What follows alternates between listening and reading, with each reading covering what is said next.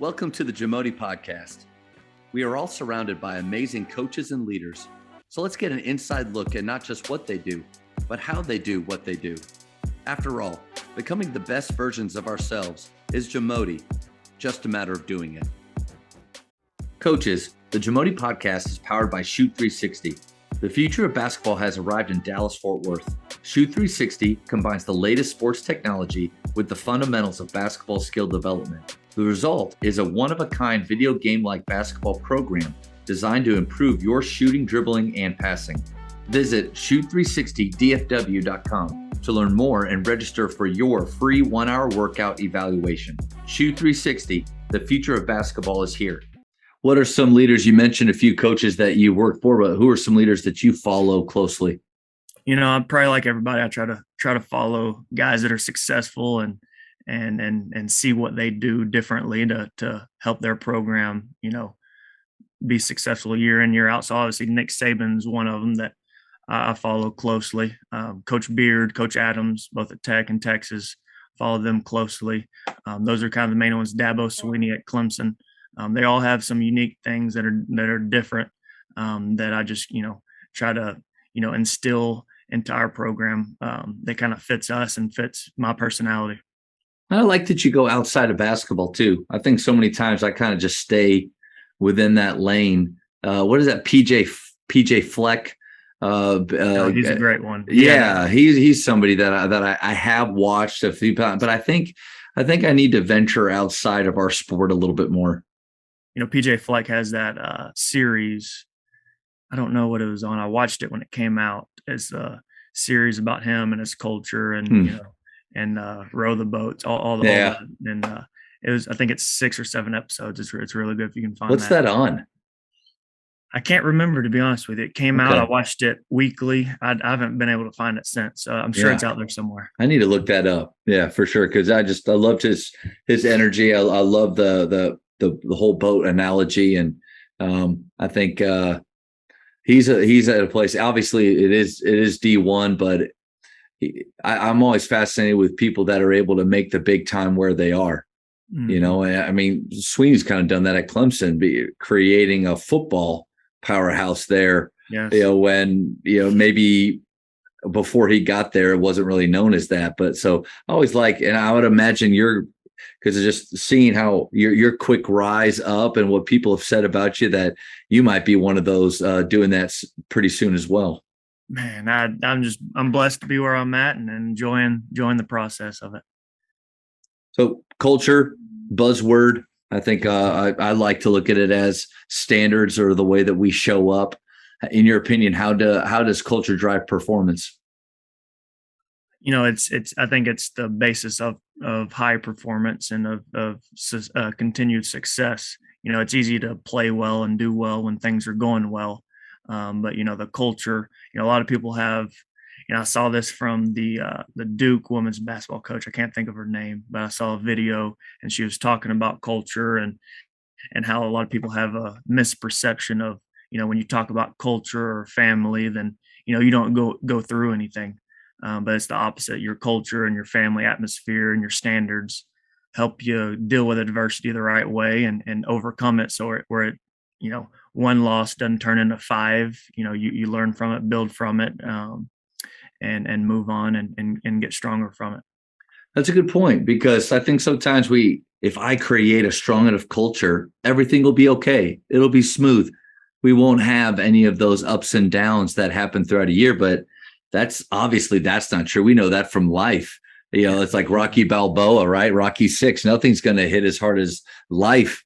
But having those systems, those standards in place may help you to weather those storms a little bit better.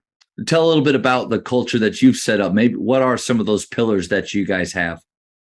Ours is, accountability, showing up every day. Trust, trust is a big one with us. Trust and loyalty kind of go hand in hand, of being able to trust, your coaches and your teammates. And then, we're a big mental toughness team, playing for Beard, playing for my dad. And so, we still, the 4 to 1 mental is to physical as 4 is to 1.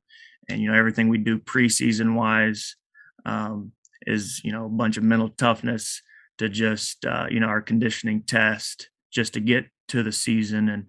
And that, we try to make practice as hard as possible, as competitive as possible. And so when they get out into the game, hopefully it's a little slower, a little easier. Yeah. Everything we do in practice is competitive. There's a winner and loser in every drill, and there's punishment for the losers. And then we keep track. One of our tracks is our stats is wins, because we want to we stat field goals, assists to turnover ratio, deflections, charges, but wins is a huge one. And so our guys, every day it's hey, Blues up 3-2, goals, you need to try to get this one. And so just to kind of help them focus on the main thing we're trying to do out here on the court is to win, however we can do that. So Coach, you got to know that one of the things behind the podcast is it's not what you do, but how you do what you do. That's really important. So when you say something like, our conditioning test, I can't let that just float by. I got to press a little bit. So for the rest of our talk, if you don't want me to dig in, be very vague with but hey, so can you give a little bit about what do you take your guys through? Yeah. And so, our conditioning test, preseason test is pretty simple. They got two things, the mile, our guards have to run under a 5:30, forwards 5:45, and centers 6 minutes. Coach, 5:30. 5:30. And, a lot of basketball guys, you tell them that and they're like, man, I'm not a runner, but it's a sprint mile, but we are running a ton. Yeah. And, all of our guards made it. Wow. Everybody in our program made it, or you don't practice. And are you doing that with them before, or is it literally, hey guys, this is coming up, you need to prepare on your own? Yeah, we let them know in the summer. And then, the returners know that coming in. But, as soon as they pass their physicals, they're doing that. We can't do anything basketball wise until, it was a couple weeks ago. Today we're on practice number 16. And so, they had, over a month to make their mile time. And so it's, hey, once you make it in the preseason, you don't run it again. And so we have, a few guys that make it on the first one, and they don't have to. Some of the other guys ran it probably 20, 30 times. And if they would have just given a little bit more, they would have done a lot less work. Yeah. And you obviously have to be in really good shape to do it. But then the other big aspect of it is, the mental aspect of it is that third and fourth lap. If you can fight through that and get through it, then, some things on the court can, translate to that. And then we run the ladder as well, which is on the court. It's just one down and back, up 2, 3, 4, 5, and then all the way back down to 1. And, there's times for that as well. And they have to make that. And same thing, you make it, you're done. You don't run it again until the next preseason. Do the guys look forward to it, the returners, or is it one of those things where everybody dreads it, you just got to get through it? And how do they react? Our first one, we did it on our man's morning. Friday preseason is man's morning.